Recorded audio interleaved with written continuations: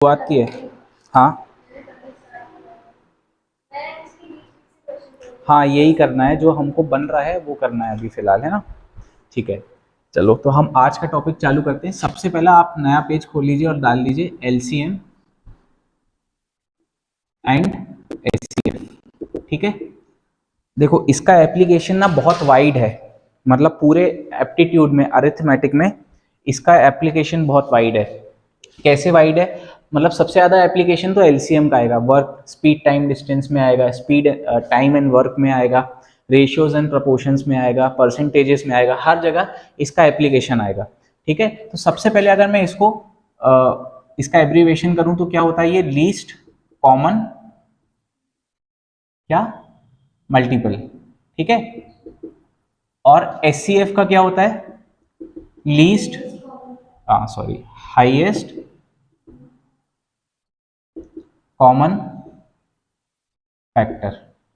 ठीक है, अब यहाँ पे देखो 6 शब्द आ रहे हैं बेसिकली, क्या क्या आ रहे हैं, एक लीस्ट आ रहा है, यहाँ पे क्या आ रहा है, यहाँ पे आ रहा है कॉमन, यहाँ पे भी कॉमन, यहाँ आ रहा है मल्टीपल, और यहाँ पे आ रहा है फैक्टर। तो सबसे पहले हम समझते हैं फैक्टर क्या होता है।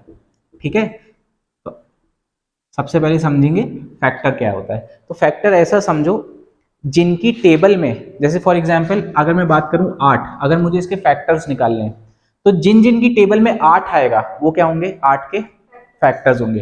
तो सबसे पहला फैक्टर क्या होगा, 1, क्योंकि 1 की टेबल में 8 आता है। फिर सेकंड फैक्टर क्या होगा, 2, फिर क्या होगा 4, और फिर 8 खुद। तो कुल मिला के इसके कितने फैक्टर्स बने, 4। आया समझ में। तो फैक्टर्स क्या मतलब क्या होगा, कि वो सारे नंबर होंगे जिनकी टेबल में गिवन नंबर आएगा, है ना बेसिकली। तो वो उसका मतलब क्या होता है, फैक्टर्स। अब देखो यहां से हमको एक चीज और सीखने की बात होती है, वो क्या होती है, प्राइम फैक्टराइजेशन। ठीक है, प्राइम फैक्टराइजेशन का मतलब क्या होता है, देखो अगर मैं नाम में जाऊं तो प्राइम नंबर्स में फैक्टराइज करना। ठीक है, इसका मतलब फैक्टर्स क्या होने चाहिए, प्राइम नंबर होने चाहिए। जैसे मैं अगर यहाँ पे 8 ही की बात करूं, तो 8 को मैं 2 की पावर 3 लिख सकता हूं, यही इसका 2 की पावर 3 8 का प्राइम फैक्टराइजेशन है। ठीक है, तो यहां से नंबर ऑफ फैक्टर्स हम निकाल सकते हैं। कैसे निकाल सकते हैं, जो भी ये पावर है, ये क्या है 3, तो इस 3 में +1 कर देना है। ठीक है, तो हमारे नंबर ऑफ फैक्टर्स कितने आएंगे, 4। ये देखो यहाँ पे भी 4 आए फैक्टर्स। आया समझ में। अभी इतना समझो, ये लिखो, फिर मैं इसकी और प्रैक्टिस कराता हूँ। अभी ये भी डाउट आया होगा कि यहाँ पे 1 कैसे जुड़ गया, है ना, अभी बताऊंगा वो। आप पहले ये लिखो, फिर मैं बताता हूँ।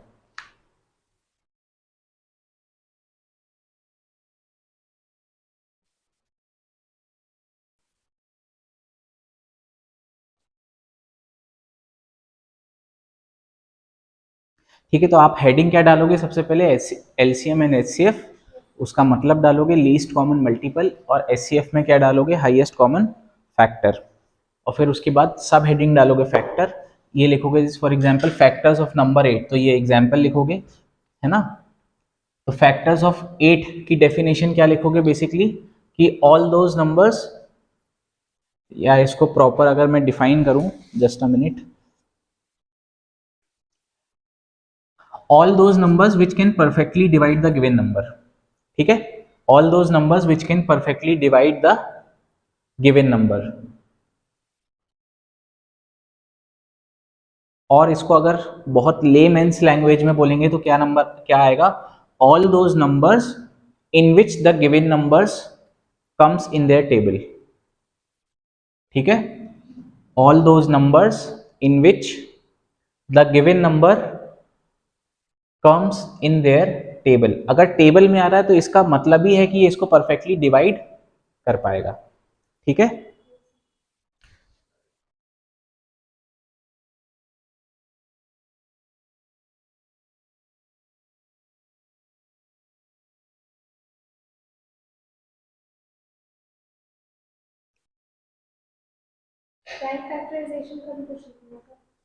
प्राइम फैक्टराइजेशन बस आप इसको ये लिख लो कि 8 इक्वल्स टू 2 × 2 की पावर 3, है ना। तो factorise in terms of prime numbers, इसको क्या बोलेंगे, प्राइम फैक्टराइजेशन।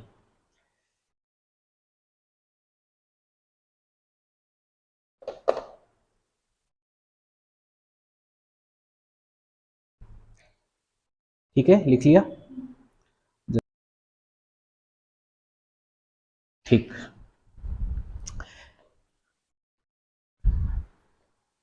अब ये देख लेते हैं कि इसमें ये 1 कैसे आया।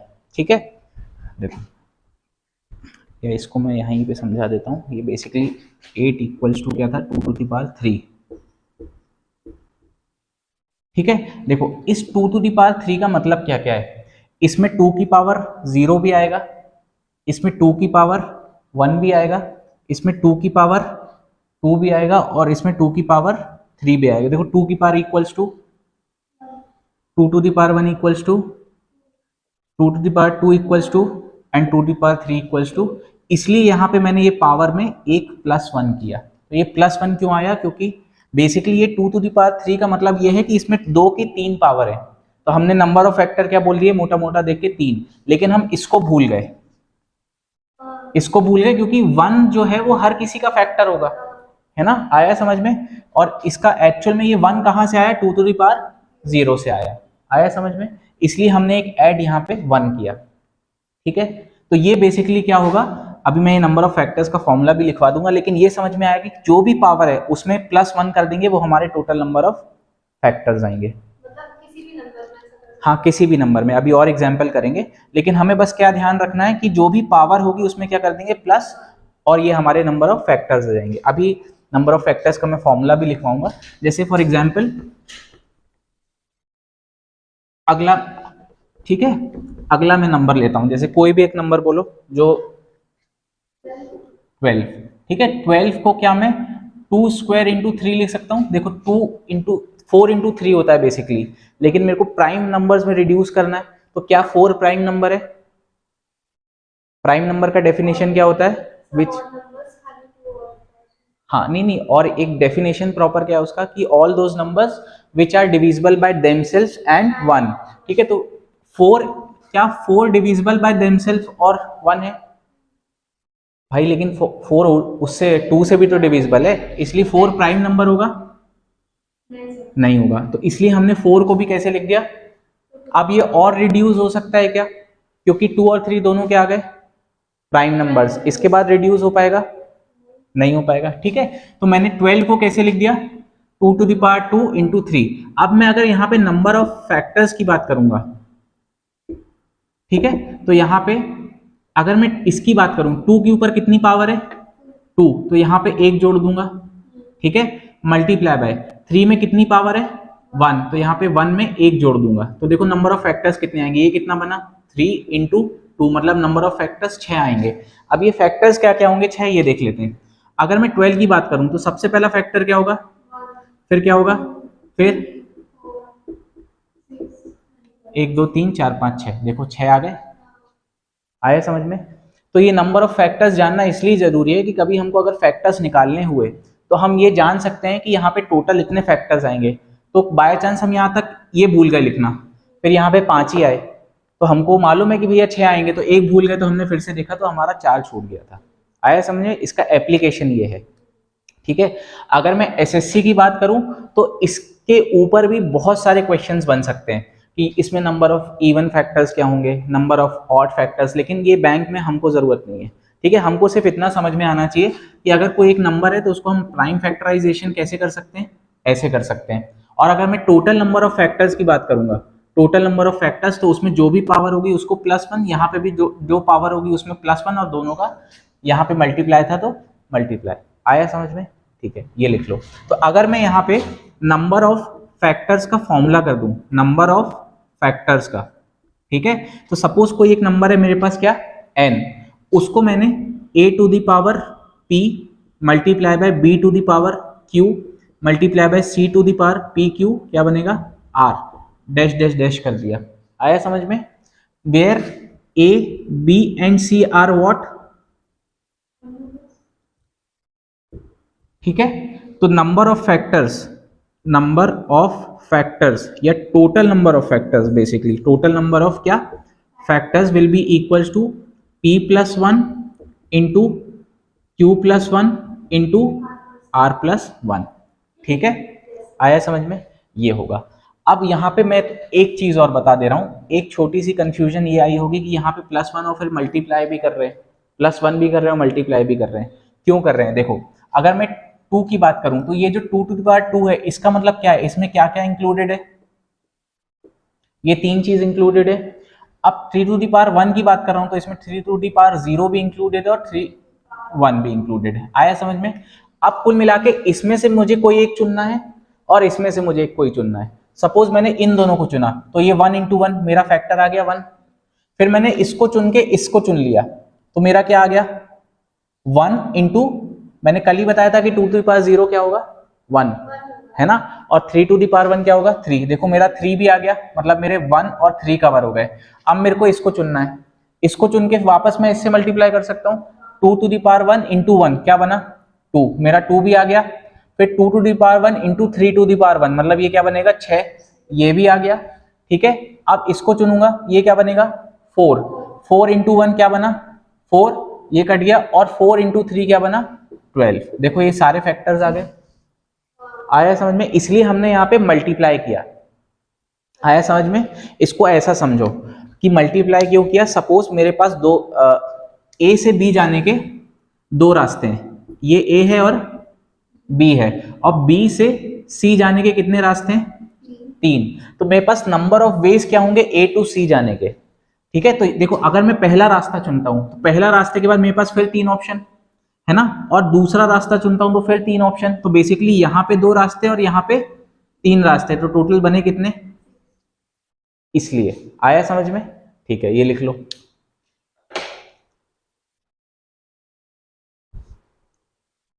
ठीक है, तो बेसिकली ये जो चीज है, इनमें से मुझे समथिंग कोई एक चुनना है और इन दोनों में से कोई एक चुनना है। तो इसको चूज करने के कितने वे 3 वे, इसको चूज करने के कितने वे 2 वे, तो 3 इंटू 2 विल बी 6। आया समझ में?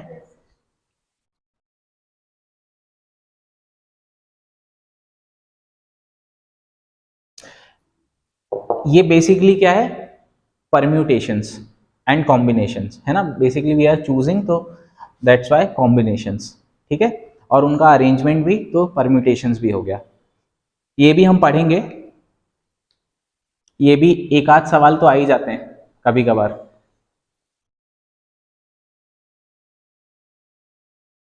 आप लोग हमारा इंस्टाग्राम वगैरह भी फॉलो करिएगा ना, उस पर भी बहुत सारी चीज़ें एक्स्ट्रा डलती हैं।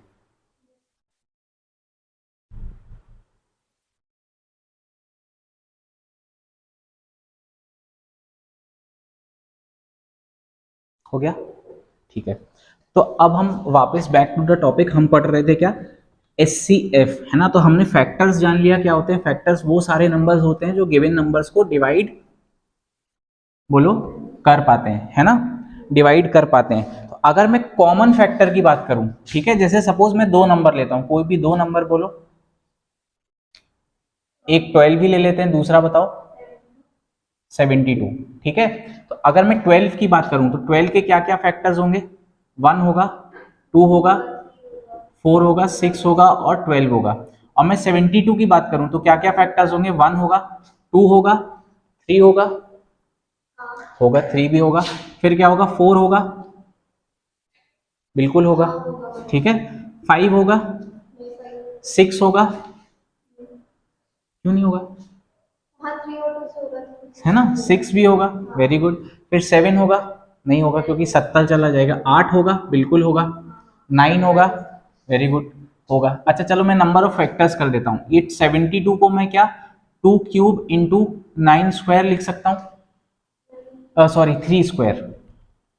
2 cube will be 8 and 3 square will be 9, तो 8 9 जा 72। ठीक है, तो नंबर ऑफ फैक्टर्स कितने आएंगे, 3 + 1 4, और यहाँ पे 2 + 1 3, मतलब कितने आएंगे 12। अभी हमने कवर कितने कर लिए, 1 2 3 4 5 6, है ना, अभी आधे और बचे। 9 के बाद 10 आएगा, 11 आएगा, 11 क्यों आएगा, ठीक है, 12 आएगा, नहीं आएगा, 13 आएगा,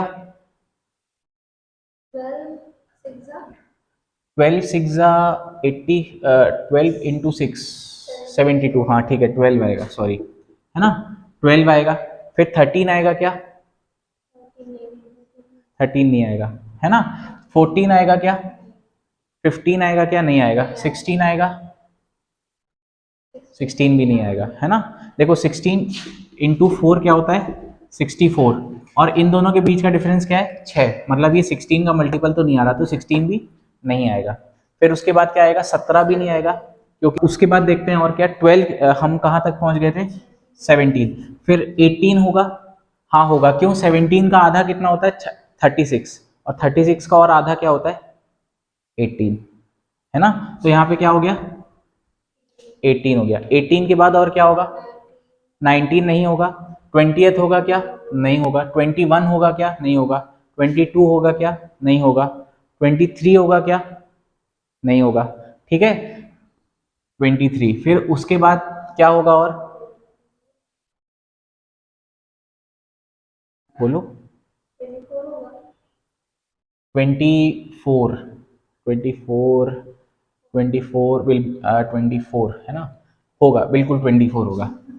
क्यों होगा यहाँ पे 6 और 4 है ना। फिर उसके बाद 24 भी हो गया। 24 कितने टाइम्स से आएगा बेसिकली 3 टाइम्स से आएगा। 24 के बाद क्या आएगा 36 आएगा डायरेक्ट, और फिर क्या आएगा 72। देखो हो गए मेरे पास 12, 1 2 3 4 5 6 7 8 9 10 11 12 हो गए। तो यहाँ पे 12 फैक्टर्स आ गए, यहाँ पे कितने आ गए 6 फैक्टर्स, है ना। अगर अब मैं एचसीएफ की बात करूं तो इसकी मीनिंग पे जाओ, ये क्या बोल रहा है हाईएस्ट कॉमन और क्या फैक्टर। तो सबसे पहले हमने फैक्टर्स लिख दिए, फिर हमने कॉमन फैक्टर निकाले। देखो क्या 1 है इसमें भी, क्या इसमें भी है, क्या 2 इसमें भी है, इसमें भी है, क्या 3 इसमें भी है, 4 इसमें भी है, 6 इसमें भी है, ठीक है, और 12 इसमें भी है, इसमें भी। तो ये हमारे कॉमन फैक्टर्स हो गए। अब इसमें हाईएस्ट क्या होगा, दैट इज द आंसर, ठीक है। ये समझाने के लिए किया, निकालना कभी ऐसा नहीं है, इसका एक डायरेक्ट मेथड होता है, ठीक है। लेकिन इसका हमें मतलब मालूम होना चाहिए, हाईएस्ट कॉमन फैक्टर, है ना। तो हमने सबसे पहले क्या समझा कि फैक्टर क्या होता है, फिर हमने देखा कि कॉमन फैक्टर क्या होता है जो दोनों में आ रहा, और उसमें भी सबसे हाईएस्ट क्या होगा वो हमारा एचसीएफ होगा। आया समझ में। अब निकालने का तरीका क्या है, देखो मैं आपको दो तरीके बताता हूं। सबसे पहला ये ऐसा बनाओ और यहां पे लिखो क्या 12 और 72। सबसे पहले ये दोनों नंबर्स किस से डिवाइड हो रहे हैं 2 से हो रहे हैं, मैंने यहाँ पे 6 लिख दिया और यहाँ पे क्या लिख दिया 30, ठीक है। फिर ये दोनों फिर से 2 से हो रहे हैं, फिर मैंने 2 लिखा, यहाँ पे 3 लिखा और यहाँ पे क्या लिखा 18। अब ये किससे जा रहे हैं दोनों नंबर 3 से जा रहे हैं, है ना। तो यहाँ पे क्या बनेगा 1 और यहाँ पे 9। अब क्या ये दोनों नंबर किसी से जा रहे हैं क्या, नहीं जा रहे हैं क्या, हाँ सॉरी ये 6 आएगा। तो फिर भी अगर ये दोनों नंबर किसी से जा रहे हैं क्या, नहीं जा रहे। तो जब तक हमारे दोनों नंबर या जो भी गिवन नंबर है, चाहे 3 हो चाहे 2 हो, जो भी गिवन नंबर है, जब तक वो कंप्लीटली डिवाइड हो रहे हैं, जब तक हम लोग क्या निकालेंगे इनका मल्टीपल कर देंगे, तो ये हमारा क्या आ जाएगा एचसीएफ। तो देखो तो 2 2 जा 4 3 जा, ये आ गया हमारा एचसीएफ। 6 मल्टीप्लाई नहीं करेंगे जब तक हमारे दोनों नंबर्स कट रहे थे, बेसिकली बहुत लेमेंस लैंग्वेज में बोले तो जब तक हमारे दोनों नंबर कट रहे थे, जब उतने हमने ये नंबर्स लिखे और यहाँ पे मल्टीप्लाई कर दिया उनको, तो हमारा ये आ गया क्या एचसीएफ। और दूसरी मेथड ये है कि मैं 12 को 2 स्क्वायर इंटू 3 लिख सकता हूँ, बोलो हाँ या ना। और 72 को क्या लिख सकता हूं मैं 2 cube into 3 to the power 2। आया समझ में। अब देखो यहाँ पे कॉमन बेसिस क्या क्या है 2 और 3 है, क्योंकि हमें क्या निकालना है कॉमन, ठीक है। तो 2 और 3 कॉमन है, और इनकी सबसे लीस्ट पावर लिख दो। यहाँ पे लीस्ट पावर क्या है और यहाँ पे लीस्ट पावर क्या है 3 की लीस्ट पावर क्या है 1। अब लीस्ट पावर क्यों लिख रहे हैं, लीस्ट पावर तो भैया दोनों में प्रेजेंट होगी ना। अगर मैं हाईएस्ट पावर लिख दूंगा तो एक में होगी एक में नहीं होगी। सपोज मैं यहाँ पे 3 स्क्वायर लिख देता तो 9 यहाँ पे है लेकिन यहाँ है क्या, इसलिए हम यहाँ पे क्या ले रहे हैं लीस्ट पावर, है ना। तो यहाँ पे 4 इंटू 3 क्या बनेगा फिर से 12। ये मेथड नंबर 2 आया समझ में। ये मेथड नंबर 1। अब यहां से एक मेथड नंबर 3 बताता हूं, लेकिन इसकी over a period of time practice होगी, ठीक है। अभी हमको शुरुआत में करना कैसे या इन दोनों मेथड से। लेकिन अगर मैं एक चीज समझूं, अगर मैं एक स्टेटमेंट दे रहा हूं, बताना सही होगा कि गलत। मैं बोलूं हाईएस्ट कॉमन फैक्टर हमेशा वो बड़े से बड़ा नंबर होगा, ठीक है। वो ये दोनों नंबर को क्या कर दे कंप्लीटली डिवाइड कर दे। आया समझ में। अब मैंने ये स्टेटमेंट दिया तो ये सही है कि गलत? हाईएस्ट कॉमन फैक्टर वो बड़े से बड़ा नंबर होगा जो दोनों नंबर्स को कंप्लीटली डिवाइड कर दे। अब दूसरा स्टेटमेंट सुनो, इसलिए अगर डिवाइड कर रहा है तो इन दोनों में से या तो सबसे छोटा नंबर होगा या उसका और छोटा। अगर इन दोनों नंबर को मुझे डिवाइड करना है तो वो या तो सबसे छोटा नंबर होगा या उससे भी छोटे नंबर होगा। ये बताओ स्टेटमेंट सही है कि गलत? इन दोनों को डिवाइड करना है इसलिए सबसे छोटा, इन दोनों में से जो भी छोटा होगा या तो वही नंबर एचसीएफ होगा, है ना, या फिर उससे छोटा नंबर एचसीएफ होगा। सही है ना? तो सबसे छोटा नंबर यहाँ पे क्या है? अब देखो, क्या 12 को डिवाइड कर पा रहा है? क्या 12 72 को डिवाइड कर पा रहा है? इसलिए हमारा आंसर क्या हो गया? HCF equals to 12, method number third. लेकिन ये जब हमारी अंडरस्टैंडिंग डेवलप हो गई, इस अंडरस्टैंडिंग के लिए हमको दो मेन पॉइंट क्या जानना है कि ये एचसीएफ वो नंबर बड़े से बड़ा नंबर होगा जो इन दोनों को डिवाइड कर दे, और चूंकि डिवाइड कर पा रहा है इसलिए इन दोनों नंबर्स में जो भी छोटा नंबर होगा या तो एचसीएफ वही होगा या उससे छोटे नंबर्स होंगे। आया समझ में? ये अभी मैं लिखवा दूंगा, पहले ये लिख लो,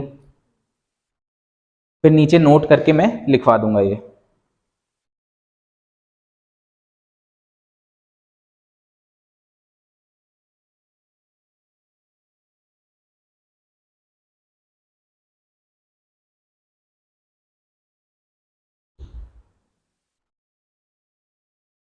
कुछ डाउट है? हो गया सर? जैसे हाँ, 4 डिजिट नंबर्स का अगर निकालेंगे क्या एचसीएफ इस वाले तरीके से? आता कहाँ तक का है? 2 डिजिट नंबर तक देखो, ऐसे कोई भी क्वेश्चन ऐसा नहीं आएगा कि find the HCF of this या find the LCM of this, लेकिन इसका एप्लीकेशन बहुत वाइड होगा। एक एग्जांपल के तौर पे, अगर सपोज मैं एलसीएम का, सपोज मेरे पास दो आदमी है ना, जो एक आदमी 12 दिन में काम कर रहा है और एक आदमी कितने 16 दिन में काम कर रहा है। ठीक है, तो मुझे ये बताना है कि दोनों मिलके कितने दिन में काम कर देंगे। ठीक है, तो अब मुझे वर्क डन यहाँ पे मालूम है क्या? नहीं मालूम है। तो मैं वर्क डन एक ऐसा नंबर चुन लूंगा जो इससे भी डिवाइड हो जाए और इससे भी डिवाइड हो जाए, तो मैं बेसिकली इन दोनों का एलसीएम चुन लूंगा। आया समझ में? जैसे कितना आएगा 48। अब यहाँ पे मैंने टोटल वर्क डन कितना मान लिया? 48। तो मैं पर डे की एफिशिएंसी का बता सकता हूँ, अगर ये 12 दिन में 48 यूनिट्स कर रहा है तो एक दिन में कितने कर रहा है? 4 यूनिट्स। और अगर ये 16 दिन में 48 यूनिट्स कर रहा है तो एक दिन में कितना कर रहा है? अब अगर ये दोनों मिल जाए एक दिन में तो टोटल वर्क कितना होगा? है ना? आया समझ में? तो टोटल वर्क डन हमारा 7 था और एक दिन में 7 यूनिट हो रहा है, तो इतने दिन में काम खत्म हो जाएगा बेसिकली, है ना? तो ये कितना आएगा? 6/7 डेज, है ना? तो ये इसका एप्लीकेशन बहुत वाइड है ना? जैसे फॉर एग्जांपल अगर मेरे को रेशियोज आ गए, ये मिटा दूं,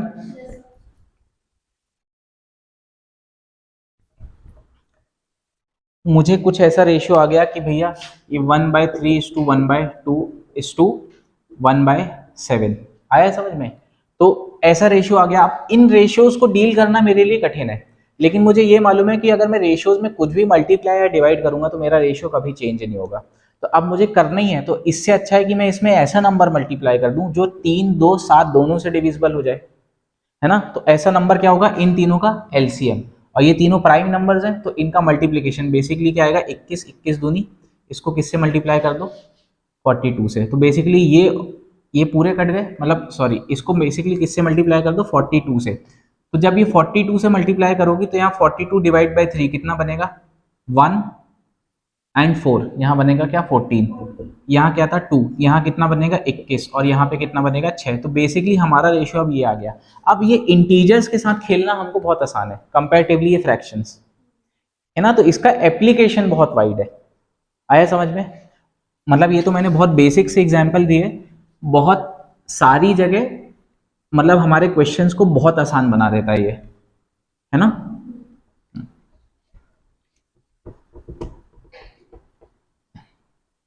जैसे फॉर एग्जांपल अगर मैं स्पीड टाइम डिस्टेंस की बात करूं तो मैंने बोल दिया कि अगर एक कार 60 किलोमीटर पर आवर से ए से बी जा रही है और बी से ए वापस 40 किलोमीटर पर आवर से आ रही है, तो एवरेज स्पीड बताओ। मैंने बोला कि आप दो पॉइंट्स दिए, है ना?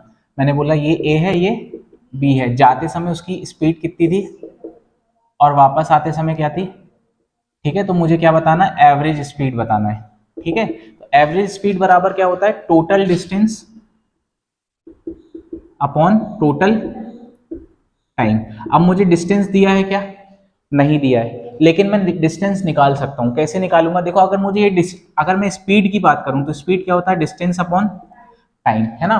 तो सबसे पहले अगर मुझे टोटल डिस्टेंस करना होगा, ठीक है, अगर मैं डिस्टेंस एक ऐसा चुन लूं जो इन दोनों से डिविजिबल हो जाए, ठीक है, तो यहाँ पे मेरा अगर मैं टाइम की बात करूंगा तो ये क्या आएगा, डिस्टेंस अपॉन स्पीड आएगा। तो मुझे अल्टीमेटली डिस्टेंस को किससे डिवाइड करना पड़ेगा, स्पीड से। तो 60 और 40 इन दोनों का एलसीएम क्या होगा, 120। तो मैंने ये जो डिस्टेंस है ये क्या मान लिया, 120 kilometres.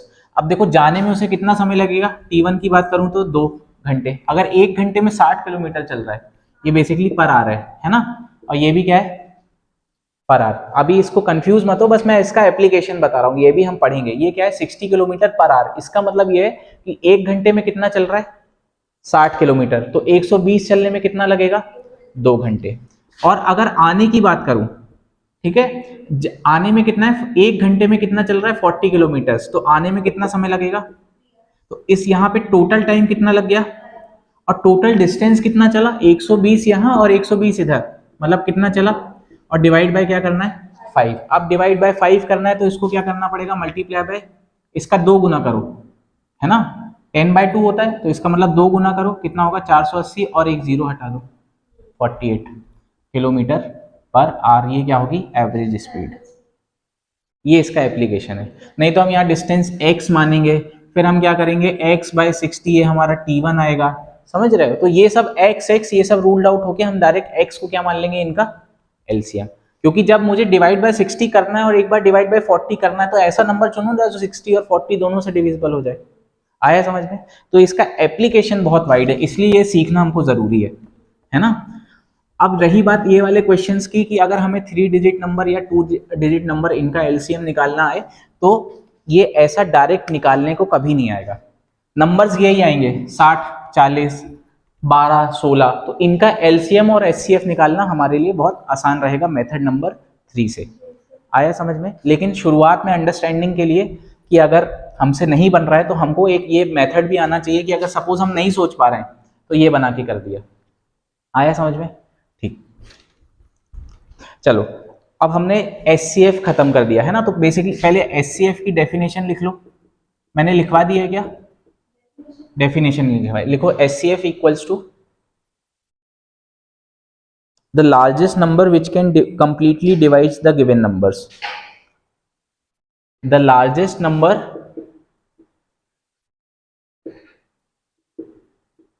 which completely divides the given number, which completely divides the given numbers। ठीक है, नंबर्स लिखना क्योंकि हमारे पास एक से ज्यादा नंबर होंगे, है ना, तभी एचसीएफ निकल पाएगा। अब लिखो प्रॉपर्टीज ऑफ एचसीएफ। ठीक है, या इसी में सेकंड पॉइंट लिख दो, इसी में सेकंड पॉइंट। ये हमारा फर्स्ट पॉइंट था, ये हमारा second point. Hence it is always the smaller number, is always the smaller number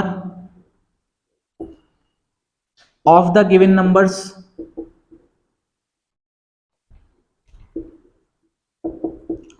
or smaller number than the smallest of the given number।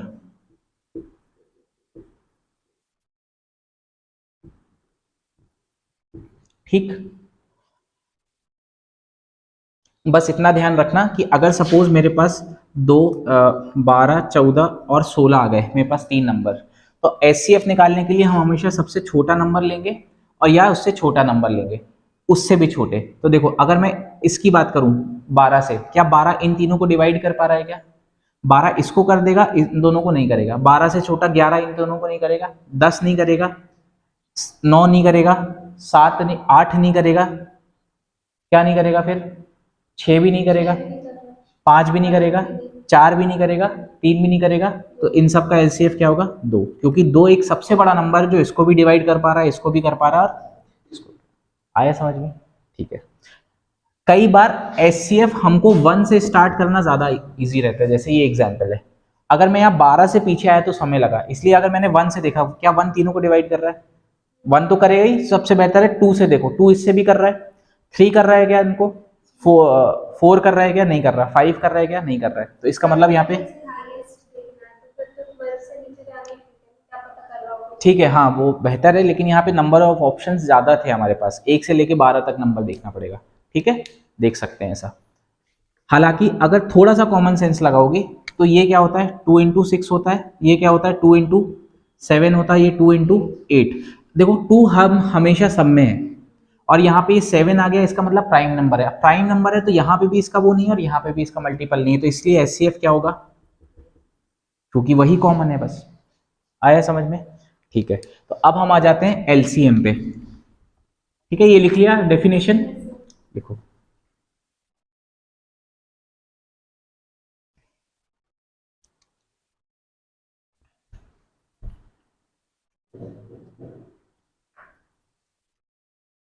हम हेडिंग डालेंगे क्या, एलसीएम, और इसका मीनिंग क्या होगा, लीस्ट कॉमन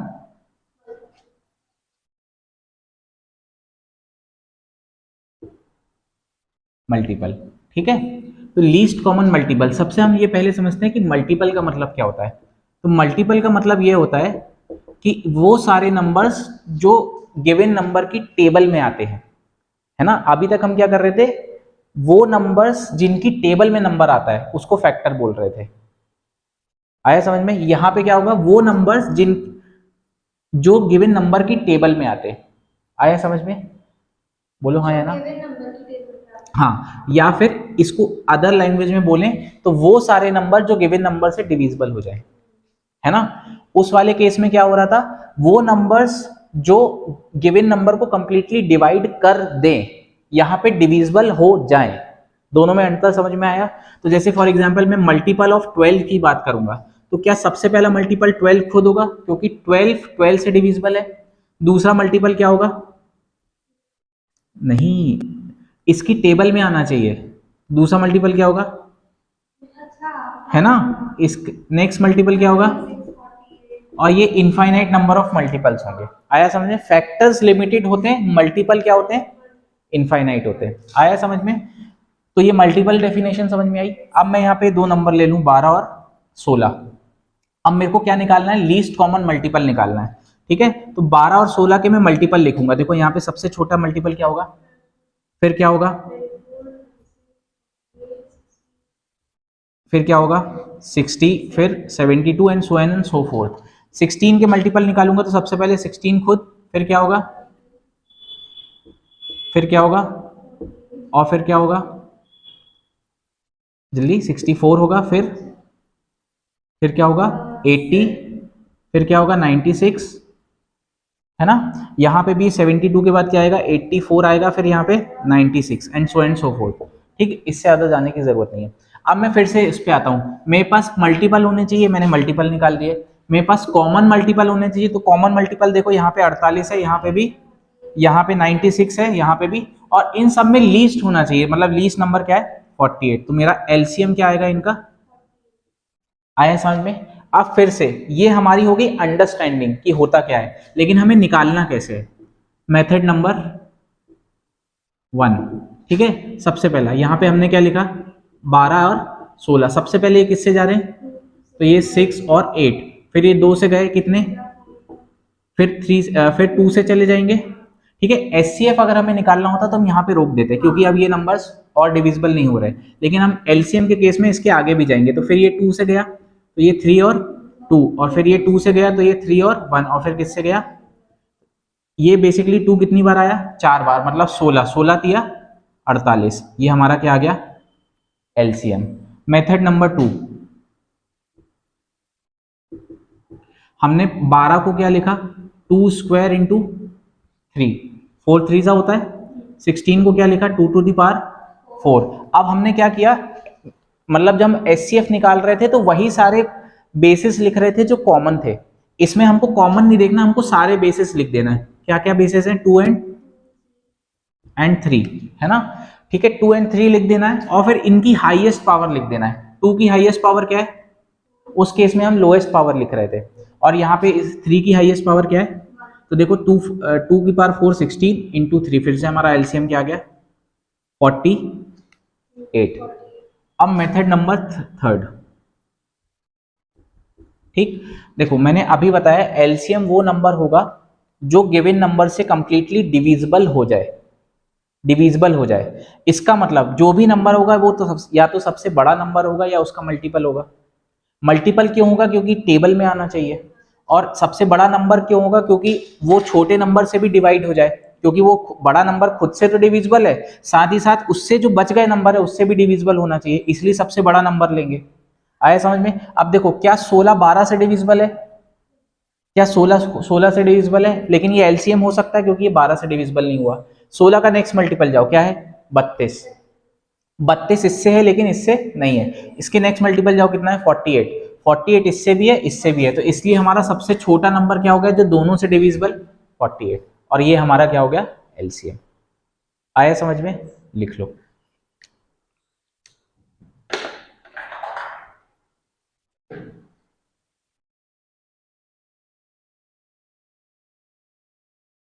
सर इसकी डेफिनेशन भी है। हाँ लिखवाऊंगा ना, अभी पहले ये लिख लो समझ के फिर। तो डेफिनेशन लिख लो एलसीएम की। लिखा है, लिखो।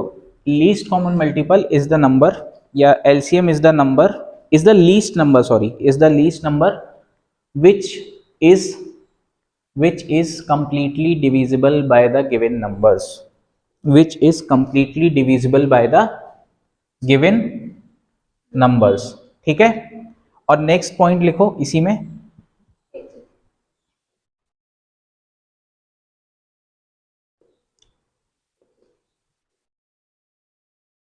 which is completely divisible by the given numbers। ठीक है, नेक्स्ट पॉइंट ये लिखो, hence it is the largest number among the given numbers or its multiple। hence it is the largest, hence it is the largest among the given numbers or its multiple, or its multiple। ठीक है, अब इसके नीचे example लिख लो।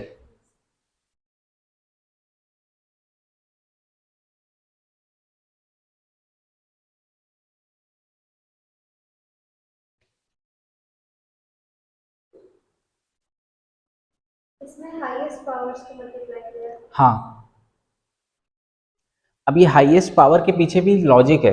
देखो, हमको हमेशा वो नंबर चाहिए जो इन दोनों से डिविजिबल हो जाए, मतलब ये तो सबसे बड़ा नंबर होगा या उसका मल्टीपल होगा। जब उसके मल्टीपल पे जाना है तो हाईएस्ट पावर ही लेना पड़ेगा। आया समझ में? क्योंकि यहाँ पे देखो सबसे बड़ा नंबर 2 टू द पावर 4 तो आ ही रहा है ना, मतलब 16 तो आ रहा है। अब इसके नेक्स्ट मल्टीपल मतलब 3 टाइम्स गए हम यहाँ पे, इसलिए हमने हाईएस्ट पावर ली। सपोज यहाँ पे 3 टू द पावर 2 आ जाता तो यहाँ पे क्या लेते? 3 टू द पावर 2 लेते, है ना, सबके हाईएस्ट पावर।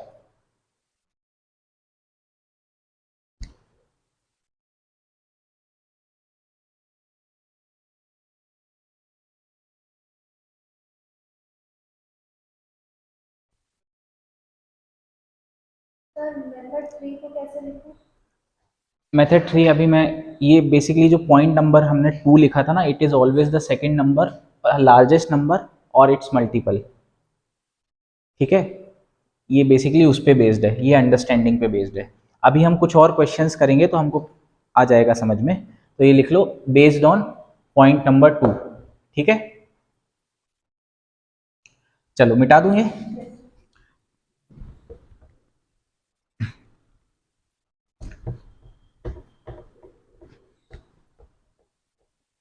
चलो, तो हम शुरुआत करते हैं कुछ क्वेश्चन से।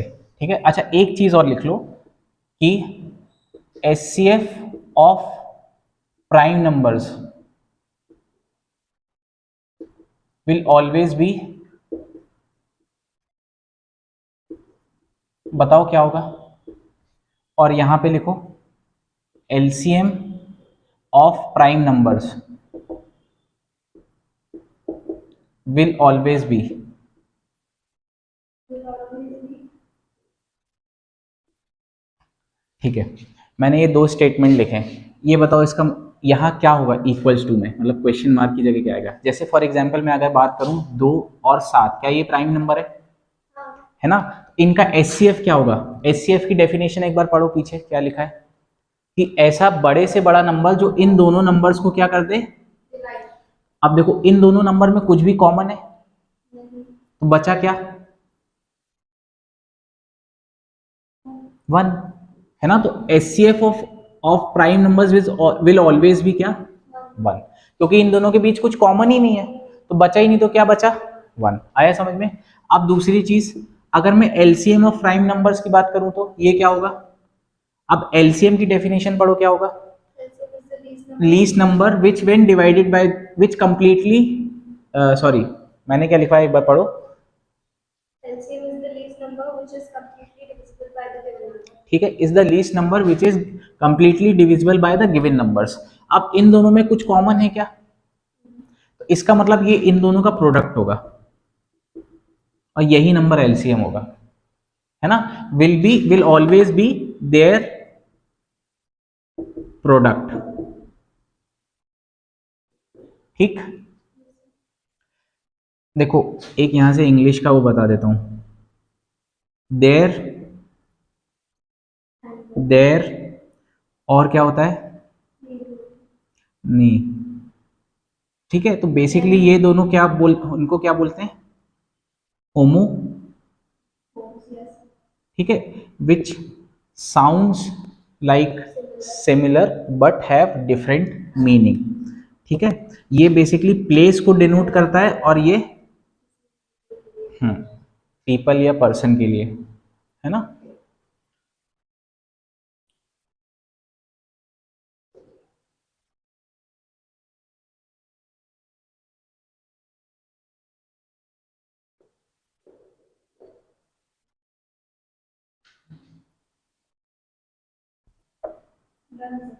हो गया? ठीक है, अब हम कुछ नंबर्स लेते हैं, बताना उनका एचसीएफ और एलसीएफ क्या होगा। ठीक है, सबसे पहला नंबर 15, 7, 13। ठीक है, मुझे क्या निकालना है? एचसीएफ और एलसीएम। ठीक, बोलो हाँ या ना। अब एचसीएफ निकालने के लिए मेरे पास क्या है? 15, 7, 13। चलो मैं मेथड से अलग अलग करता हूं। सबसे पहला मेथड 1।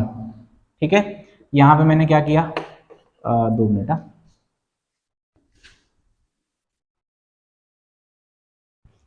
मैंने लिखा यहाँ पे मेथड 1। ठीक है, तो मैंने ये क्या किया? 15, 7 और 13। अब देखो इनमें कुछ भी कॉमन है किसी चीज से? दोनों तीनों कट रहे हैं क्या? नहीं कट रहे, तो यहां से हमारा एचसीएफ क्या आ गया? ठीक है, अब ये किससे कटेंगे? सबसे पहले 3 से जाएगा, क्या कटेगा? 5, 7 और 13। फिर किससे कटेगा? 5 से 1, 7 और 13। यहाँ 7, 1 एंड 1 एंड 13, और 13 is also a prime number, तो यहाँ पे 1, 1 और 1। तो बेसिकली एलसीएम क्या होगा? इन तीनों का, इन चारों का मल्टीप्लीकेशन क्या होगा? 3 इंटू 5 इंटू 7 इंटू 13। ये मेथड नंबर 1 आया समझ में? मेथड नंबर 2, देखो मैं 15 को क्या लिख सकता हूँ? 3 इंटू 5 लिख सकता हूँ। 7 को क्या लिख सकता हूँ? 7 इंटू 1। और 13 को भी क्या लिख सकता हूँ? 13 इंटू 1। बेसिकली अगर मैं एचसीएफ की बात करूँ तो इनमें कुछ भी कॉमन है क्या? बेसिकली क्या कॉमन है? 1 कॉमन है, तो एचसीएफ क्या आया? 1। एलसीएम की बात करूंगा तो मैं सारे बेसिस लिख दूंगा, क्या क्या है? 3, 5, 7 और इनकी हाईएस्ट पावर क्या है यहाँ पे? तो बेसिकली देखो 15, मतलब बेसिकली यही आ गया है ना? तो इसको मल्टीप्लाई कर देते हैं एक बार, ये आ जाएगा बेसिकली 15 इंटू 17 इंटू 13। ठीक है, अब इसको मल्टीप्लाई करने के लिए 16 -1 है और 16 +1 है, तो ये हो जाएगा 16 स्क्वायर कितना होता है? 256 -1, ये हो जाएगा 255 इंटू 13, और ये हो जाएगा 2550, और इसका 3 गुना 6 और यहाँ पे 7, तो यहाँ 5, ये हो जाएगा 11, ये हो जाएगा 13 और 3315, ये हमारा आंसर होगा। ठीक है, आया समझ में? ये अभी मल्टीप्लिकेशन में सिखाऊंगा कैसे करना है ना। अभी सिर्फ इतना देखो कि इसका मल्टीप्लिकेशन ये होगा, ठीक है। इसको बेसिकली मैंने किस में तोड़ा, 10+3 में, तो ये इसका मल्टीप्लाई हुआ, कितना हुआ 2550, और इसका 3 गुना, देखो 200 का 3 गुना कितना हुआ 600, और 55 का 3 गुना कितना हुआ 165, तो कुल मिला के ये कितना हो गया 765। तो यहाँ पे ये 5, यहाँ पे ये 11, ये हो गया 12 और एक 13, और यहाँ पे ऐसे किया है, ब्रेक डाउन करके किया है ना। आया समझ में? ठीक है, अब आते हैं मेथड नंबर 3 पे।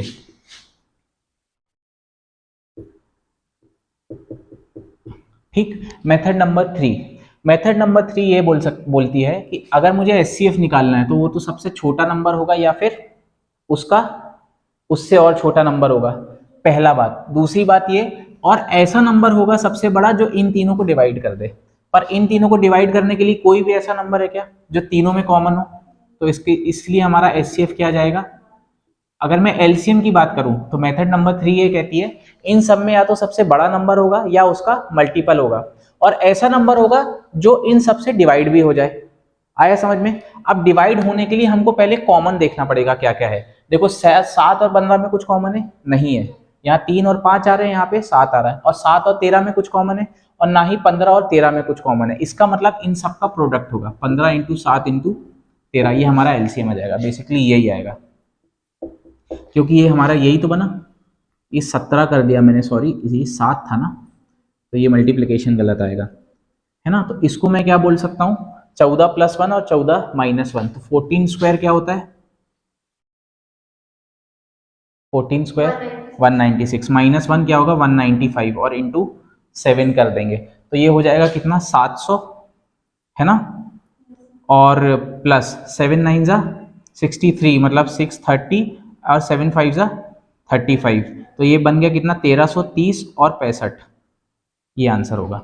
यहाँ पे भी देखो ये 15, 7 और 13 आ रहे हैं, 15, 7 और 13 कितना आएगा 1365। आया समझ में? ठीक है, तो बेसिकली एक चीज और समझ लो, ये जो नंबर्स हैं इनको हम क्या बोलेंगे, को प्राइम्स। देखो प्राइम नंबर्स वो हो रहे थे कि या तो खुद से डिविजिबल थे या 1 से थे, तो को प्राइम्स ऐसे नंबर हो गए जिनके बीच में कुछ भी कॉमन नहीं है बेसिकली। जैसे कि फॉर एग्जांपल 2 और 7, इनके बीच में कुछ भी कॉमन है, तो इसको मैं को प्राइम बोल सकता हूं। ठीक है, मैंने बोला 13 और 15, क्या इन दोनों के बीच में कुछ भी कॉमन है, ये को प्राइम है, बोलो है, वेरी गुड। मैंने बोला 3 और 5, क्या ये को प्राइम है?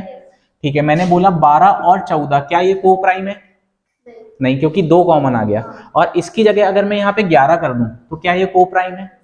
आया समझ में? मैंने बोल दिया 15 और 14, क्या ये को प्राइम है ना, क्योंकि यहाँ 3 और 5 आ रहे हैं, यहाँ 2 और 7 आ रहे हैं, तो कुछ भी कॉमन है नहीं, तो ये सारे क्या होंगे को प्राइम्स। ठीक है, तो हम ये भी बोल सकते हैं कि जो मैंने यहाँ पे लिखा है ना प्राइम नंबर्स, उसको ज्यादा बेहतर है ये लिख दो कि HCF of coprimes numbers is always 1 and LCM of coprimes numbers is always their multiplication, है ना। उसको बेहतर तरीके से ऐसे लिख दो तो ज्यादा बेहतर रहेगा। और को प्राइम्स की डेफिनेशन क्या लिखेंगे कि all those numbers which have nothing in common, ठीक है, या नन फैक्टर इन कॉमन, क्योंकि क्या नथिंग मतलब क्या कॉमन नहीं है, ये भी तो होना चाहिए ना। तो कुल मिला के कोई भी फैक्टर कॉमन नहीं है, इसलिए उनको क्या बोलेंगे को प्राइम्स। ठीक है, चलो अब मैं अलग नंबर दे रहा हूं, आप बताओ मेरे को एलसीएम और एचसीएफ निकाल के। ठीक है, लिखो 48 एंड, या चलो पहले छोटे से चालू करते हैं, आप मुझे 19 एंड 15 का एलसीएम और एचसीएफ बताओ। 19 एंड 15 किसी भी एक से बता दो, मुझे आंसर से मतलब है, जिससे बन रहा हो। तो एचसीएफ क्या होगा, एचसीएफ कुछ भी कॉमन है, हाँ वेरी गुड। और एलसीएम क्या होगा, अभी ये मल्टीप्लाई मत करो, सिर्फ मुझे यहाँ पे वो बताओ क्या मल्टीप्लाई बाय क्या आएगा, वेरी गुड। ठीक है, अब देखो जो मैंने कल आपको सिखाया था कि मल्टीप्लिकेशन बाय 5 क्यों आसान है, उसका यहाँ पे बहुत बड़ा रोल काल है। क्यों? देखो अगर मैं इसको 15 को मैं 10 + 5 में तोड़ दूं, ठीक है, तो देखो ये होगा 190 और इसका 5 गुना क्या होगा, इसी का आधा। भाई अगर 10 गुना 190 है तो 5 गुना क्या होगा, इसी का आधा होगा। इसी का आधा कितना होगा, 95। ये जोड़ दो आंसर, ठीक है। हाँ एक बार फिर से बताइए। कौन सा वाला? ये जो 19 × 15, ये 15 को मैंने 10 + 2 में तोड़ा। अब ये 19 पहले इससे मल्टीप्लाई होगा, फिर ये 19 इससे मल्टीप्लाई होगा, ठीक है। तो बेसिकली हमारा क्या बन रहा है, ये 19 × 10 बन रहा है प्लस 19 × 5 बन रहा है। बोलो हाँ या ना। अगर 19 का 10 गुना ये कितना होगा, और इंटू 5 करना था। इंटू 5 का ट्रिक क्या होता है, इसको पहले एक जीरो लगा दो और आधा कर दो। एक जीरो लगा दो मतलब कितना, 190 और आधा मतलब 95।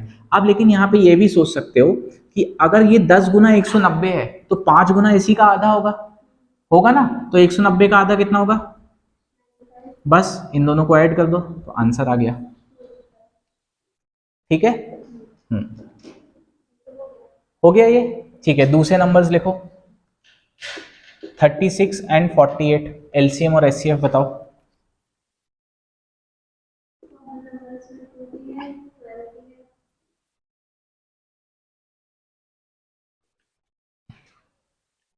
ट्वेल्व के ऊपर कुछ है क्या? नहीं है।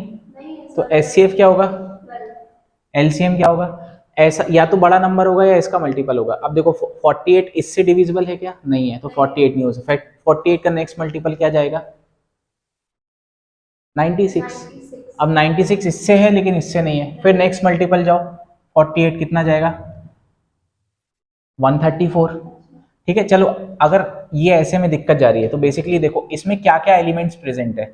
ये बेसिकली 6 स्क्वायर है, मतलब क्या है, 2 स्क्वायर और 3 स्क्वायर। और ये 48 है, इसमें क्या क्या एलिमेंट्स प्रेजेंट है, इसमें 12 × 4 है। 12 में भी मेरा 2 स्क्वायर है मतलब 6, 2⁴ इंटू क्या है, 3 है। आया समझ में? इसका मतलब 2⁴ तो होगा ही, है ना, क्योंकि हमें सबसे बड़ा नंबर चाहिए और यहाँ पे 9 चाहिए। तो बेसिकली 16 × 9। अब देखो मल्टीप्लीकेशन बाय 9 कैसे करना है, या तो एक जो अभी मैंने तरीका बताया, इनको तोड़ दो कैसे, 10 और 6 में, तो 90 और 9 6 54, तो 144 होगा। लेकिन ऐसा समझो, क्या ये 9 को मैं 10 - 1 सोच सकता हूँ? तो कुल मिला के 160 में से 16 घटा दो, कितना आएगा आंसर? हाँ ठीक है, 144 इज द एलसीएम।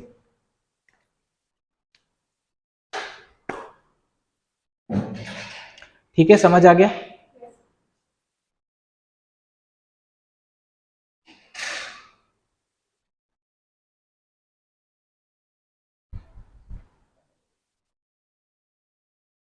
ठीक है, लिख लिया?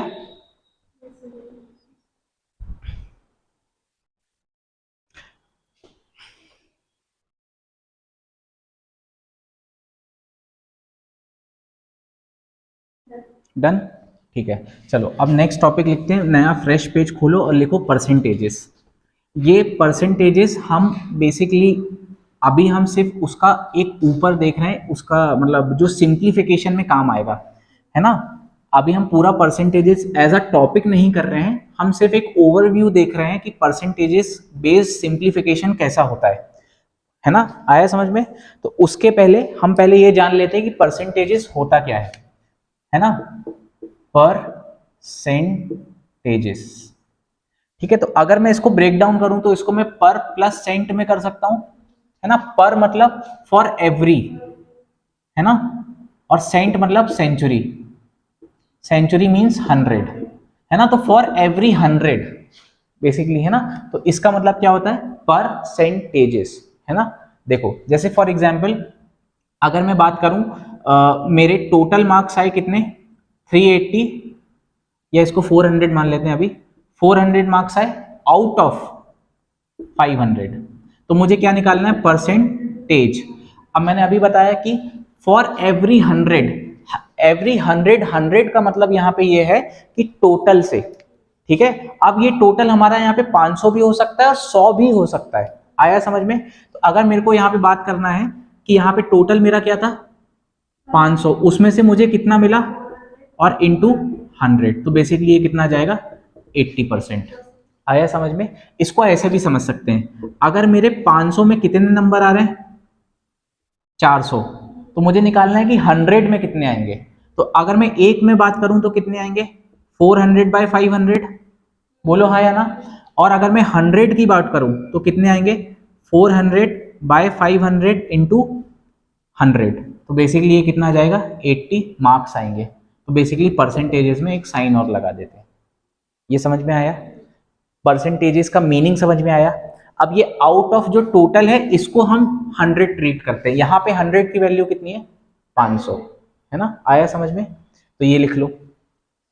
बेसिकली अगर मैं परसेंटेज का फॉर्मूला बोलूं तो यहाँ पे बोलूंगा रिक्वायर्ड अपॉन टोटल इंटू 100, है ना?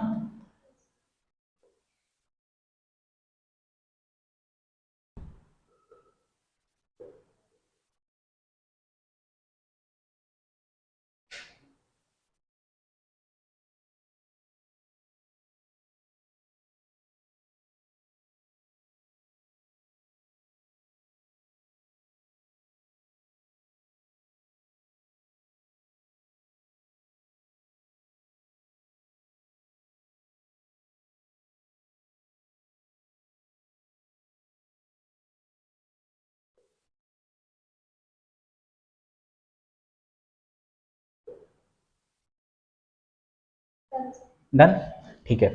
अब जो हमको परसेंटेज बेस जो बेसिकली हमको करना पड़ेगा वो हमको फ्रैक्शंस और उनकी परसेंटेज वैल्यू से डील करना पड़ेगा, ठीक है? तो fractions and their percentage value, है ना? जैसे फॉर एग्जांपल आपको अभी यहाँ आपने बोला था कि यहाँ पे आपको 80% था, ठीक है? तो ये फिर भी कंपैरेटिवली आसान है। अगर आपको ये लिख के आ जाए 12.5%, तब क्या करेंगे? अगर हमको इनकी फ्रैक्शन वैल्यू मालूम होगी तो हमारा कैलकुलेशन बहुत आसान हो जाएगा, ठीक है?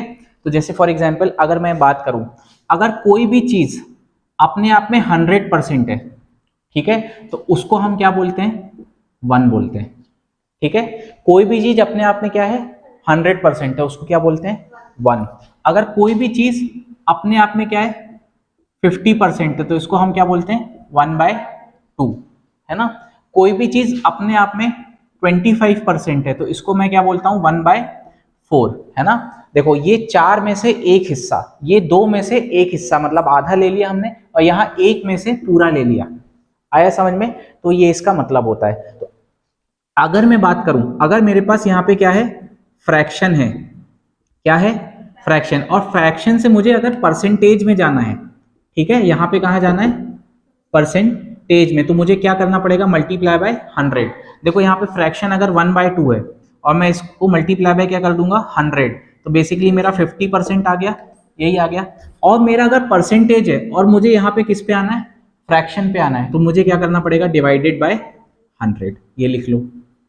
फ्रैक्शन टू परसेंटेज कन्वर्जन, क्या लिखेंगे फ्रैक्शन टू परसेंटेज कन्वर्जन,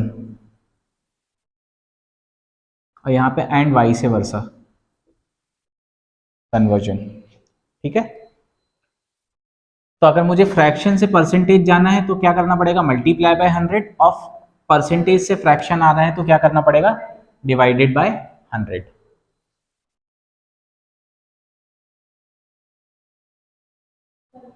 है ना?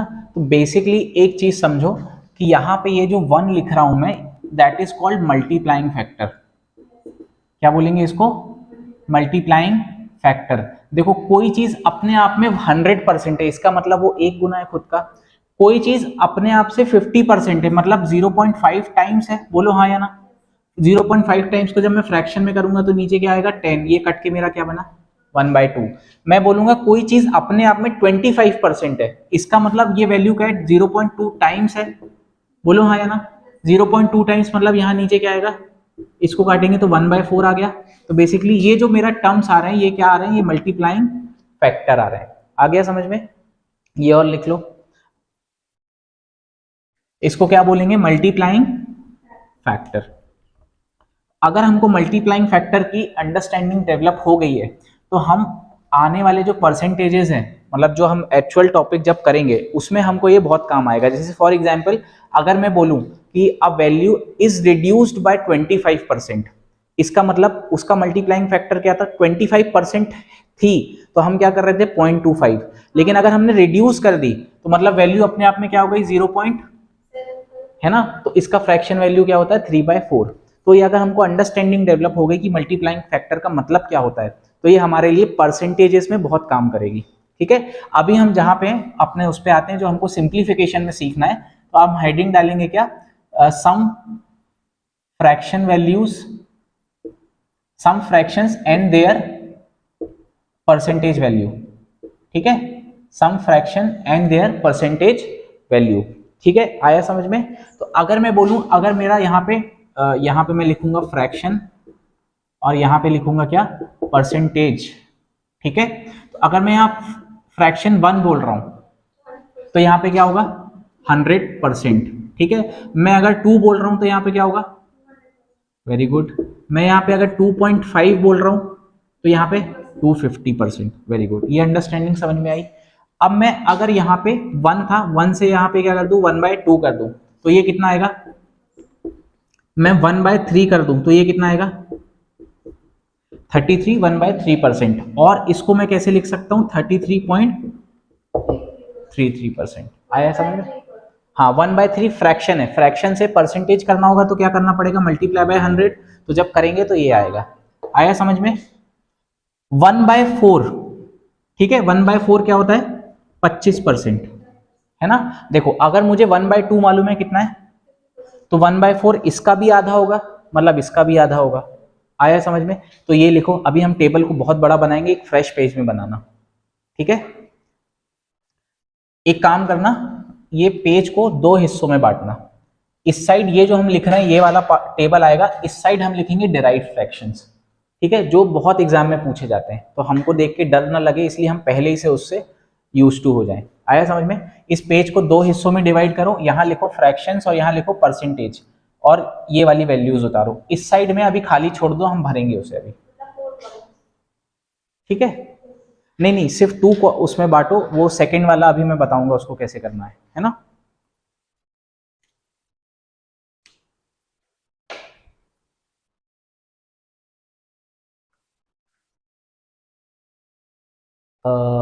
या एक काम करो, मैं ना इसको यहीं रोक दो, है ना, लिख लो ये। मैं ना इसको कल कवर अप करूंगा, क्योंकि अगर मैंने इसको अभी बीच में आधा छोड़ दिया तो बाद में कंफ्यूज हो जाओगे। इसको यहाँ तक लिखो, मैं आपको परसेंटेज कैलकुलेशन अभी बता देता हूँ, फिर उसके बाद कल हम इस पे आएंगे। आया समझ में।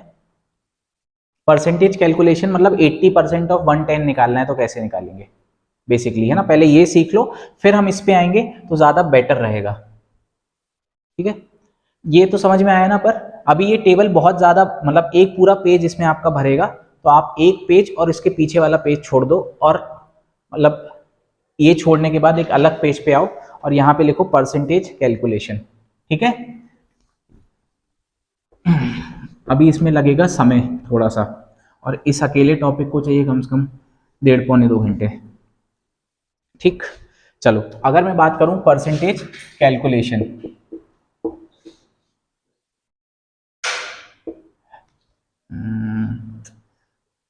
काम करो या एक काम करो, उसी को कंप्लीट कर लो फिर इस पे आएंगे, ज़्यादा बेटर है। क्योंकि अभी मुझे यहाँ पे 10% और ये सब निकलवाना पड़ेगा, तो आप कंफ्यूज हो जाओगे, है ना। वापस आ जाओ, तो मेरा यहाँ पे क्या था, ये फ्रैक्शन था और यहाँ पे परसेंटेज वैल्यू था। ठीक है, मैंने कहाँ तक लिख दिया था 1/4। देखो 1/5 कितना होता है 20%, है ना। क्योंकि देखो अगर 1 होता है क्या 100%, तो उसको और 5 भागों में बांटेंगे तो क्या होगा 20%। 1/6, देखो 1/6 निकालने के लिए मुझे 1/3 मालूम है, क्या होता है वो 33 1/3, तो उसका और आधा हो जाएगा 1/6, तो 33 1/3 का क्या होगा आधा 16 2/3%। और अगर मैं इसको बोलूं तो 16.66%। मैं 1/7 की बात करूं तो 1/7 होता है 14.28%, है ना। और अगर मैं इसको बात करूं तो 14 2/7। आया समझ में। मैं 1/8 की बात करूं, ठीक है, ये 1/8 के सामने स्टार मार्क कर लेना, ये बहुत पूछा जाता है। ठीक है, इसकी वैल्यू क्या होती है 12.5%। देखो मुझे 1/4 मालूम है क्या होता है 25%, 1/8 उसका भी आधा है, मतलब 25 का भी आधा क्या होगा 12.5%। आया समझ में। मैं 1/9 की अगर बात करूं तो 1/9 क्या होगा 11.11%, और अगर बात करूं तो 11 1/9%।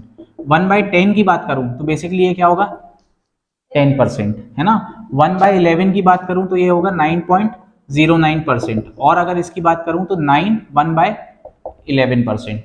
ठीक है, 1/12 की बात करूं, देखो मुझे 1/6 मालूम है क्या होता है 16 2/3, तो 1/12 इसका भी आधा होगा, मतलब इसका आधा मतलब 16 का आधा क्या होगा 8, और 2/3 का आधा क्या होगा 1/3, और क्या होगा 8.33%। आया समझ में। मैं 1/13 की बात करूं, 1/14 की बात करूं, देखो 1/14 के लिए क्या करना पड़ेगा, मुझे ये मालूम है 1/7 क्या है 14 2/7, है ना। तो 14 का आधा क्या होगा 7, और 2/7 का 1/7%। आया समझ में। और इसको अगर मैं उसमें लिखूं तो 7.14%। ठीक है, 1/13 की वैल्यू होती है आपकी 7 9/13, क्या होती है 7 9/13% और 7.69%। ठीक है, ये अलग से याद करना पड़ेगा क्योंकि 1/13 किसी का मतलब मल्टीपल या फैक्टर होता नहीं है। ठीक है, वैसे मल्टीपल नहीं होता है। आया समझ में। ये 1/8 के सामने स्टार मार्क कर लेना।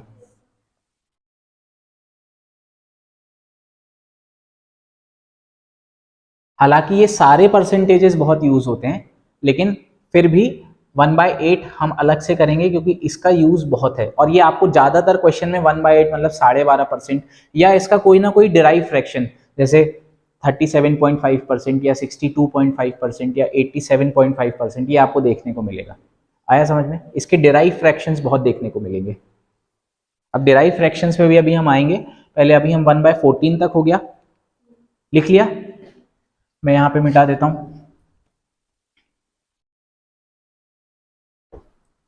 1/14 तक हो गया। 1/15 देखो, देखो 1/5 मुझे मालूम है क्या है 20%, तो 1/15 क्या होगा उसका भी 1/3, है ना। तो ये कितना हो जाएगा बेसिकली 20 का 1/3, है ना। 20 का 1/3 मतलब क्या होगा 6.66%, या फिर 2/3%।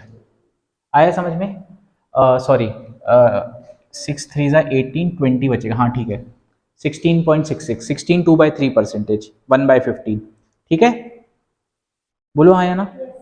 फिर मैं बोलूंगा 1/16, देखो 1/8 मुझे मालूम है क्या होता है 12.5, तो इसका भी आधा मतलब क्या होगा 6.25%।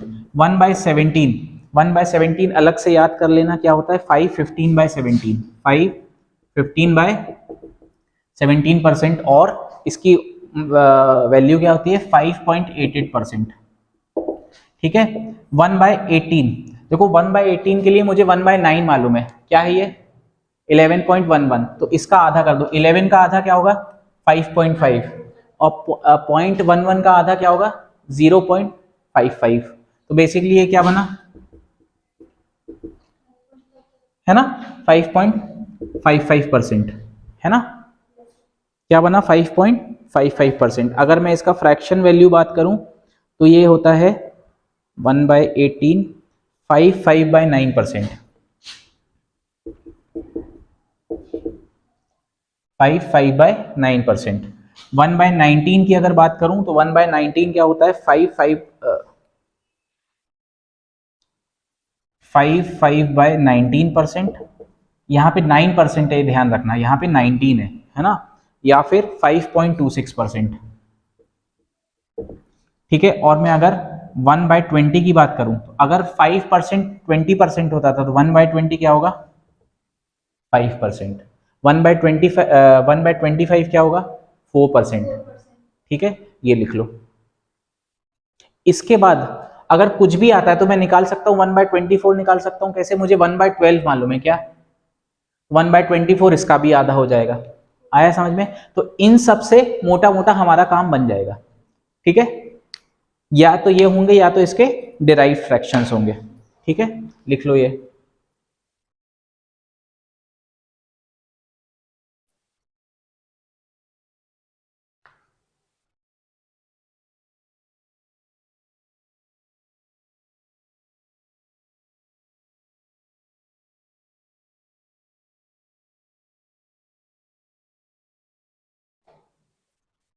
ठीक है, जैसे आपने स्क्वायर्स एंड क्यूब्स याद किए हैं ना, वैसे ये वाली टेबल भी अपनी स्टडी टेबल के सामने लगा लेना। इन्हें भी learn करना पड़ेगा। हाँ, याद करना पड़ेगा। ठीक है, डन। देखो इसका मैं एक क्वेश्चन करा देता हूं आपको, इसका एप्लीकेशन कैसा होता है, ये याद करना क्यों जरूरी है। ठीक है, पीडीएफ में क्वेश्चन नंबर 51 पे आओ, सिंप्लीफिकेशन पे।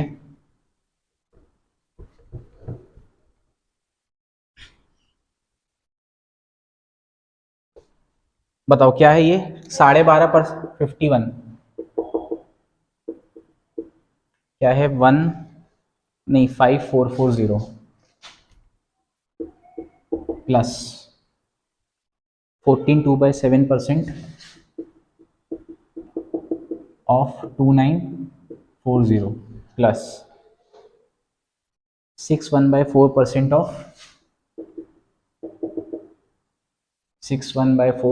ऑफ 2240। ठीक है, देखो इसका एप्लीकेशन देखो, ये 12.5% है। अब मैं अगर इसका परसेंटेज निकालने बैठ गया तो हो गया, लेकिन मुझे मालूम है 12.5% की फ्रैक्शन वैल्यू क्या होती है, तो इंटू 5440 इसकी वैल्यू क्या होती है। ठीक है, आया समझ में। और इसकी वैल्यू क्या होती है, 12.5 का भी ये आधा है, 12.5 मतलब 8 का भी आधा मतलब 1/16 है ना। अब देखो इसको काटो, 8 कितने टाइम्स जाएगा ये, 8 6 जा 48, यहाँ पर बनेगा 64 और 8 8 जा, तो कुल मिला के ये 680 आया, प्लस 7 से काटो, 7 8 7 4 जा 28 है ना, 1 बचा, 7 2 जा 14 और 420, और इसको 16 से काटो या 8 से काट लो पहले। 8 का रूल क्या होता है, आखिरी का ये 3 डिविजिबल होना चाहिए, है ना। यहाँ दिख रहा है 240, देखो एप्लीकेशन समझ में आया जो हमने पढ़ा था, तो 240 कट जाएगा 8 से, इसलिए पूरा नंबर भी कट जाएगा 8 से। 8 दूनी 16, यहाँ क्या बचा 64, और 8 8 8 8 64 और 0, और 8 दूनी 16, फिर काट दो तो ये कितना बना 140। आया समझ में। अब देखो ये 680 और 420, इस 80 में पहले 20 जोड़ दो, कितना हुआ 700, 700 और 400 कितना हुआ 1100, और 1100 और 140 क्या हुआ आंसर। ठीक है, इसका एप्लीकेशन है ये। ठीक, तो ये आपको बहुत देखने को मिलेगा, इसके नेक्स्ट क्वेश्चंस भी देखोगे तो आपको 133 1/3 इसका मतलब है ना। तो आपको अगर आपको फ्रैक्शंस वैल्यू आ गई है ना, तो आप इसको वो कर लोगे। हाँ, लेकिन अभी ट्राई नहीं बनेगा, अभी जैसे 133 1/3 इसको कैसे करोगी, हमने 33 1/3 तो पढ़ा है ना, लेकिन 133 1/3 कैसे करोगी। Basically it's a derive fraction, इसको 100 प्लस 33 1/3 कर सकता हूं मैं, तो 100 की वैल्यू क्या हुई 1, और 33 1/3 की क्या हुई 1/3, तो बेसिकली फ्रैक्शन क्या बन गया 4/3। देखो ये जो आया मेरे को 133 1/3% बोला है उसमें क्वेश्चन में, इसको मैंने ऐसे ब्रेक किया, 100 प्लस ये 100% मतलब क्या हुआ, और इसका मतलब क्या हुआ, कुल मिला के एलसीएम 3 और 4/3, इसकी फ्रैक्शन वैल्यू 4/3 होगी। हाँ, तो बेसिकली ये डिराइव्ड फ्रैक्शंस है ना। डिराइव्ड फ्रैक्शंस का मतलब ये भी होता है और इनके मल्टीपल भी होता है। ठीक है, अभी मैं आऊंगा उन सब पे। लिख लिया ये लिखो ये वाला।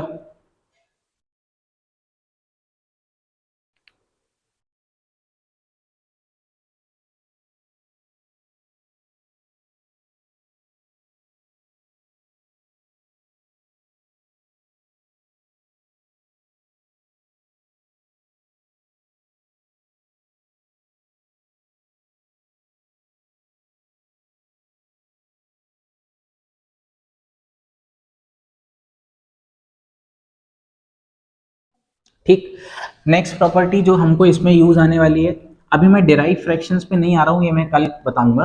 जो एक और इंपॉर्टेंट प्रॉपर्टी है वो लिख लो, फिर हम क्लास एंड करेंगे। देखो नेक्स्ट प्रॉपर्टी स्टार मार्क करके लिखना ब्रैकेट में, अगर मैं a% ऑफ b कर रहा हूँ that will be equals to b% of a। ठीक है, एग्जाम्पल के तौर पे सपोज हमको आ गया, हमको निकालो 400% ऑफ 25।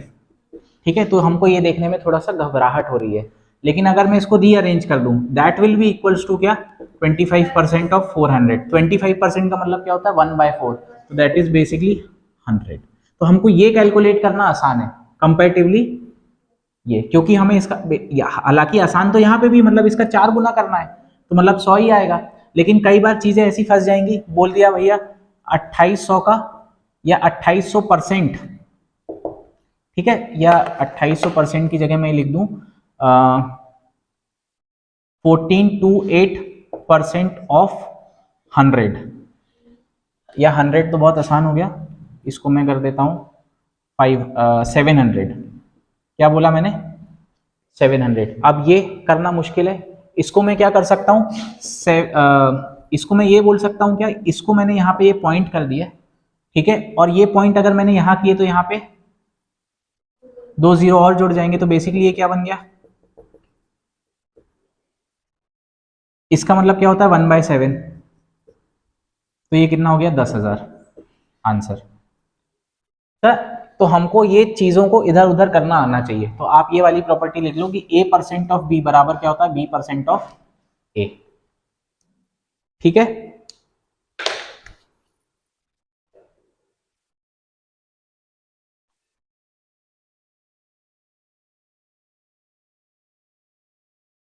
ठीक है, ये चीज इसमें भी यूज हो सकती थी सर, जैसे इस वाले में, जैसे अभी जो अपन ने क्वेश्चन किया 12.5% ऑफ 5, हाँ इसको वैसे ऐसे कर सकते थे 125% ऑफ 544, है ना, लेकिन हमको ये सब करना क्यों है जब हमें डायरेक्ट फ्रैक्शन वैल्यू मालूम है तो, ठीक है। तो बेसिकली एक बात समझ के रखना कि मैथ्स में कोई भी एक स्टैंडर्ड प्रोसीजर नहीं होती है, हमको अकॉर्डिंग टू द क्वेश्चन जो हमको सबसे बेस्ट प्रोसीजर लगेगी हम हमेशा वो लगाएंगे, ठीक है। जैसे क्वेश्चन नंबर 51 में हमको डायरेक्ट फ्रैक्शन में करना ज़्यादा आसान था, इसमें यहाँ पे इसको पहले ऐसे करके फिर फ्रैक्शन में करना ज़्यादा आसान था, ठीक है। तो अकॉर्डिंग टू क्वेश्चन हमें चलना है, हमें अपने मन से नहीं चलना कि अगर हमने ये ट्रिक सीख ली है कि भैया ये मतलब होता है क्या 4 गुना, तो हम ये नहीं करेंगे, हम ऐसे भी कर सकते हैं। और मैथ्स की ब्यूटी ही ये है कि हम एक चीज को 10 अलग अलग तरीके से सोच सकते हैं, है ना, आया समझ में, ठीक है।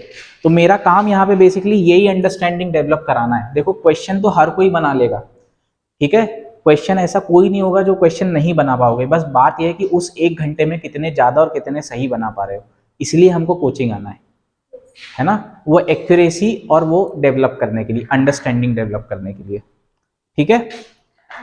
चलो, तो हम कल डिराइव फ्रैक्शन से चालू करेंगे, ठीक।